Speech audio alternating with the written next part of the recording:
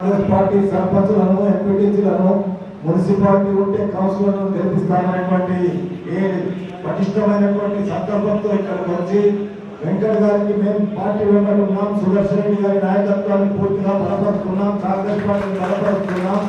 మా నియోజకవర్గంలో మా మండలంలో ప్రభుత్వ పరంగా జరిగేటటువంటి సంక్షేమ అభివృద్ధి కార్యక్రమాల్లో పాలు పంచుకుంటున్నాం. మేమందరం ఐక్యంగా ఉన్నామనేటువంటి మీ అందరి నేను అనుకుంటాను దాదాపు 150 మంది కళ్ళు కట్టినటువంటి కాంగ్రెస్ నాయకులు టీఆర్ఎస్ పార్టీ అధికారంలో ఉన్నప్పుడు ఉద్యమాల పేరిట రకంగా చెప్పాలంటే ఆయన ఉద్యమించిన తీరును అందరూ దాన్ని ముందుకు తీసుకెళ్లాలని ఒక ఆలోచనతో ఉన్నటువంటి సందర్భంలో దెబ్బలు తిని అంటే అప్పుడున్న ప్రభుత్వం గమనంగా ఒక రకంగా చెప్పాలంటే ఒక దాడి చేస్తుంది. ప్రభుత్వం మొత్తంగా ఎన్ఎస్సీ ప్రజలపై దాడి చేస్తున్నది. ఆయన ఈ 2 మాటలు చెప్తూ నాకు అవకాశం ఇచ్చినటువంటి గట్టివాడు మీ మండల కాంగ్రెస్ కమిటీ అధ్యక్షుడు పులి అంటే పులి, శ్రీనివాస్ అంటే పులి అంటే పులిలాగానే మీ అందరినీ కడుపులో పెట్టుకొని నడిపిస్తున్నటువంటి మా సాహెబ్ అందర్ గారు, అదేవిధంగా రామ్మోహన్ గారు, మన జిల్లా పరిషత్ ఉపాధ్యక్షురాలు మాది, అదేవిధంగా ఉన్నారు. మనం ఒకటి వాళ్ళకి అష్యూరెన్స్ గా వచ్చినటువంటి బాధ్యత మన మీద ఉంది.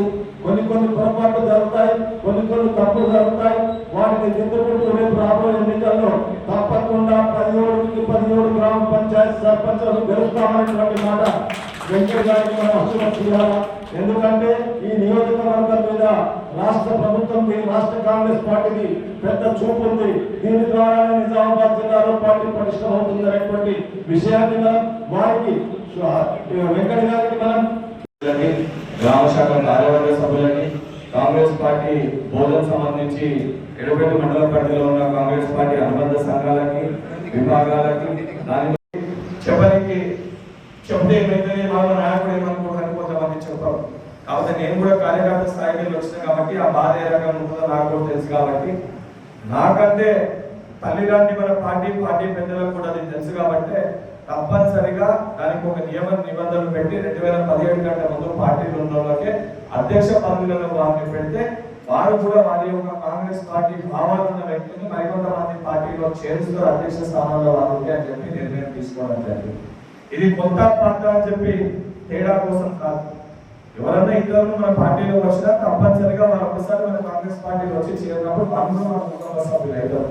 కానీ కుటుంబంలోకి వచ్చినాక కుటుంబ విధి విధానాలు తెలియడానికి కొద్దిగా సమయం పడుతుంది. కాబట్టి దానికి ఒక నిబంధనలు పెట్టి ముందే విధానాలు తెలిసిన వాళ్ళని అధ్యక్ష పదవులలో, దాని తర్వాత వచ్చిన వాళ్ళని వారి కార్యవర్గ సభ్యులుగా వారిని నియమించుకునే ఒక అవకాశం ఈరోజు పార్టీ మనకి కల్పించింది. పెద్దలు శాసనసభ్యులు, మాజీ మంత్రులు సుదర్శన్ రెడ్డి గారు కూడా ఉన్నారు. తప్పనిసరిగా మొదట వారికి సంబంధించి మీరు ఒకసారి రిపోర్ట్ రెడీ చేసినాక వారితో కూడా మాట్లాడి చర్చించి తీసుకోవడం జరుగుతుంది. ఎందుకంటే తెలంగాణ రాష్ట్రంలో సీనియర్ అంటే సుదర్శన్ రెడ్డి గారు కాంగ్రెస్ పార్టీ నేను చాలా గట్టిగా బలంగా చెప్తున్నాను. ముందే స్పష్టత అన్ని అంశాలపైన డిసిసి అధ్యక్షులు చెప్పారు. ఇది పార్టీ అధిష్టానం తీసుకున్న ఒక నిర్ణయము. నికాసైన కాంగ్రెస్ పార్టీ కార్యకర్తలము మేము కాంగ్రెస్ పార్టీ విధి విధానాన్ని మనం ఫాలో అవుతామంటే కాంగ్రెస్ పార్టీ తీసుకున్న నిర్ణయానికి, ఆ నిబంధనలకి కట్టుబడి మనం ఆ రకంగా మన యొక్క లిస్టుని మనం సమర్పించాల్సిన బాధ్యత మన పైన ఉంటుంది.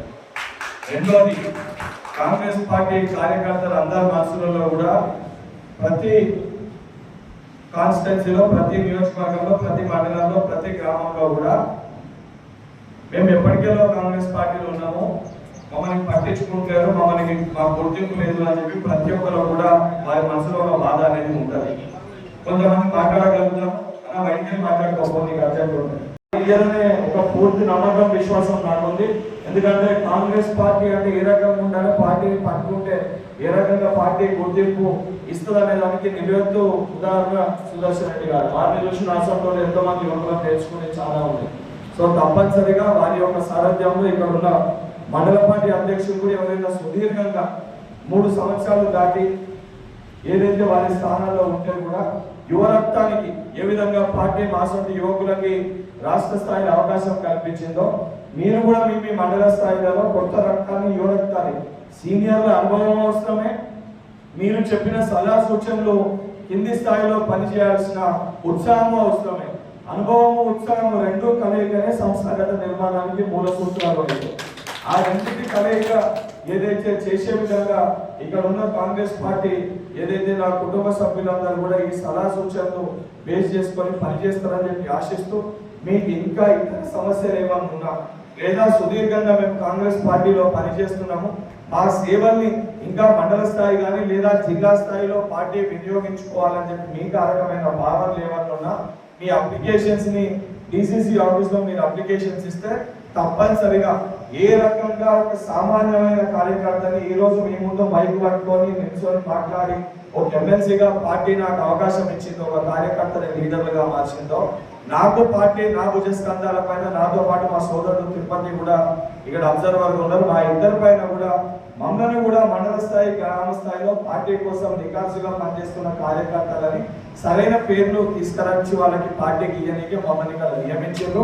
తప్పనిసరిగా ఆ రకంగా మీ అందరూ కూడా సముచిత స్థానాన్ని నియోజకవర్గ స్థాయిలో మండల స్థాయిలో జిల్లా స్థాయిలో సముచిత స్థానాన్ని కల్పించడానికి మీ మధ్యలో ఒక సగటు కార్యకర్తగా అధిష్టానానికి మీకు మధ్యలో ఒక సమన్వయకర్తగా నా బాధ్యతని అంతకరణ శుద్ధితో ఏదైతే నా బాధ్యతని చేస్తానని చెప్పి మీ అందరికీ మాటిస్తూ ఇంత చక్కటి కార్యక్రమాన్ని ఏర్పాటు చేసిన మండల శాఖ అధ్యక్షులకి అదేవిధంగా ఇక్కడ విచ్చేయని మా బ్లాక్